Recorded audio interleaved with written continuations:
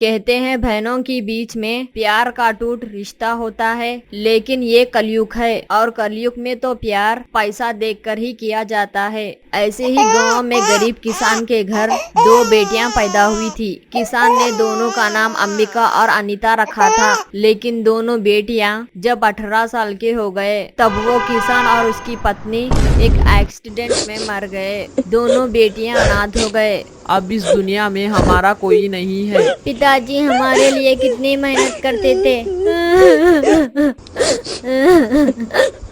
दोनों एक दूसरे को पकड़कर रोने लगे। फिर 2 दिनों के बाद अंबिका ने कहा, अनीता, हमें शादी कर लेनी चाहिए, तभी इस गरीबी से हमें मुक्ति मिलेगी। लेकिन हमसे शादी करेगा कौन? हम तो दहेज भी नहीं दे सकते। तो क्या हुआ, आजकल के लड़के लड़की देखते ही फिदा हो जाते हैं। बस अमीर लड़कों को प्यार की जाल में फंसाकर शादी कर लो, बात खत्म। लेकिन अनीता को ये बात पसंद नहीं आई। उसने कहा, नहीं नहीं, किसी और के भरोसे क्यों रहना है, हम खुद करेंगे कुछ। तू पागल है क्या अनीता? कुछ करने में सालों लग जाएंगे। शादी करने से सब कुछ बना बनाया मिल जाएगा। लेकिन अनीता इस बात को मानने के लिए तैयारी नहीं थी। अंबिका ने अपने लिए लड़का ढूंढने लगी और अनीता कॉलेज की पढ़ाई खत्म करने में लग गई। अंबिका ने कॉलेज छोड़ दिया। सोशल मीडिया के जरिए उसने एक अमीर लड़के से मिली। सुनील अमीर बाप का बिगड़ा हुआ बेटा था। अंबिका ने उसे अपनी प्यार की जाल में फंसा दिया और कुछ ही दिनों के अंदर इन लोगों ने शादी भी कर ली। ससुराल जाने के बाद अंबिका के होश उड़ गए। अरे यार, कितना बड़ा घर है, कितने सारे फर्नीचर है। मैं तो हमेशा से यही सब चाहती थी। यहाँ पर तो नौकर लोग भी है, मुझे काम भी नहीं करना पड़ेगा। बहुत मजा आएगा यहाँ पर। अब पूरी जिंदगी आराम से बीत जाएगी। मेरा आइडिया तो मस्त था। हाँ, मुझे पता है अनीता पागल है, अकेले उस गरीब खाने में पड़ी हुई है। रहने दो उसे, पूरी जिंदगी भर वो गरीबी रहेगी। उसने अपने पति के साथ खाना खाने बैठ गई। खाने में चिकन, मटन, पनीर सब कुछ था। अंबिका ने पेट भर खाना खाया। उधर गरीब झोपड़ी में अनीता चावल में पानी मिलाकर खा रही थी। घर में वो बिल्कुल अकेली थी। उसकी आंखों से आंसू टपक रहे थे। आज पहली बार मैं इस घर में अकेली हूँ। पता नहीं वो क्या कर रही होगी। ए भगवान, उसने खुश रहे। खाना खाने के बाद वो पढ़ाई करने बैठ गई। अगले दिन वो कॉलेज गई। प्रिंसिपल ने उससे कहा, अनीता, तुमने 2 महीने से कॉलेज की फीस नहीं भरी, कब भरोगे पैसे? माफ कर दीजिए सर, मेरे माता पिता का देहांत हो चुका है, इसलिए नहीं भर पाई। ये सब बोलकर कोई फायदा नहीं होगा।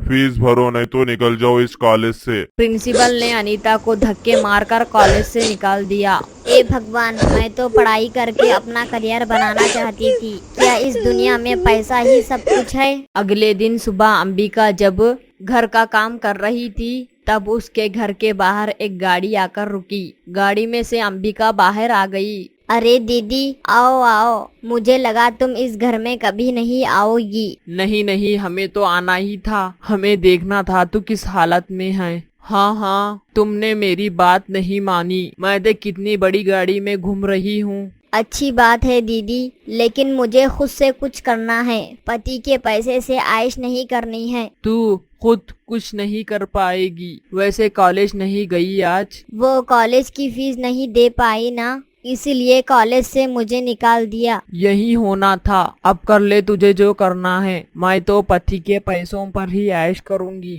उसने गाड़ी में बैठकर चले गई। अनीता को अपना पेट पालना था, लेकिन उसके पास ज्यादा पैसे नहीं थे। अनीता के पास जितने भी पैसे थे उस पैसों से अनीता ने चावल और राजमा खरीदा और बाजार में राजमा चावल बेचने लगी। राजमा चावल खा लो, राजमा चावल, राजमा चावल खा लो, स्वादिष्ट राजमा चावल। 2 महीने बीत गए। अनीता राजमा चावल बेचकर अपना पेट पालने लगी और घर लौटकर पढ़ाई करती रही। एक दिन अनीता शाम को घर आई और पढ़ाई करने बैठ गई। तभी बिजली चले गई। पूरे घर में अंधेरा छा गया। अरे, आसपास के घरों में तो बिजली है, यहाँ बिजली क्यों चले गई? तभी अनीता को याद आया है कि वो 2 महीने से बिजली का बिल भी नहीं बन पाई है वो। लेकिन अनीता को पढ़ाई करनी थी। घर में एक मोमबत्ती तक नहीं थी। अंधेरी में पढ़ाई कैसी करूं? पढ़ाई नहीं करूंगी तो मुझे नौकरी भी नहीं मिलेगी। बहुत सोचने के बाद अनीता को दुर्गा माता की याद आई। गांव में दुर्गा माता का एक मंदिर था।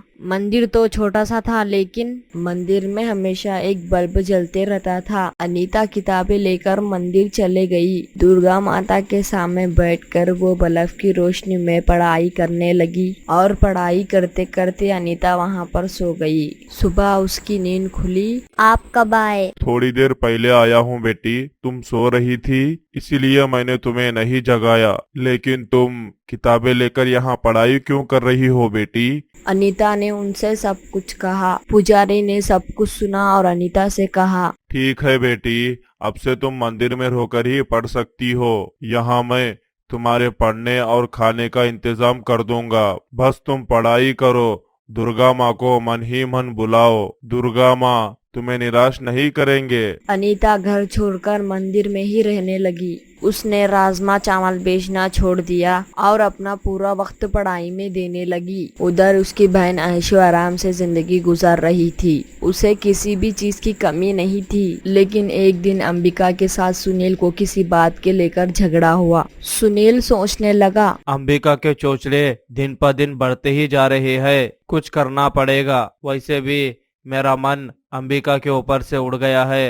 वैसे भी मुझे कोई भी लड़की मिल जाएगी। अंबिका को आइडिया भी नहीं था कि उसके साथ क्या होने वाला है। उसी दिन अनीता का इंटरव्यू था। उसने दुर्गा माता के सामने हाथ जोड़कर कहा, ए दुर्गा माँ, मेरे पास कॉलेज की डिग्री नहीं है, बस मुझे किसी भी तरह ये नौकरी मिल जाए, फिर मैं धूमधाम से आपकी पूजा करूंगी। अनीता इंटरव्यू में गई। कंपनी के मालिक ने पूछा, तुम्हारे पास तो कॉलेज की डिग्री नहीं है, तुमने कॉलेज खत्म ही नहीं किया, तुम्हें हमें ये नौकरी क्यों दे भाई? सर, मैं गरीबी की वजह से कॉलेज खत्म नहीं कर पाई, लेकिन बड़ी मेहनत से पढ़ाई पूरी की है। आप में से कोई भी सवाल पूछ लीजिए। कंपनी के मालिक ने प्रश्न किया। अनीता ने सभी का सही उत्तर दिया। उसे नौकरी मिल गई। उसकी आंखों से खुशी के आंसू टपकने लगे। उसने अपने दम पर गरीबी से मुक्ति पा ली। उधर सुनील ने नई लड़की से शादी कर ली और घर ले आया। अंबिका चौंक गई। सुनील ने उसे घर से निकाल दिया। अंबिका रात रात फिर से गरीब हो गई।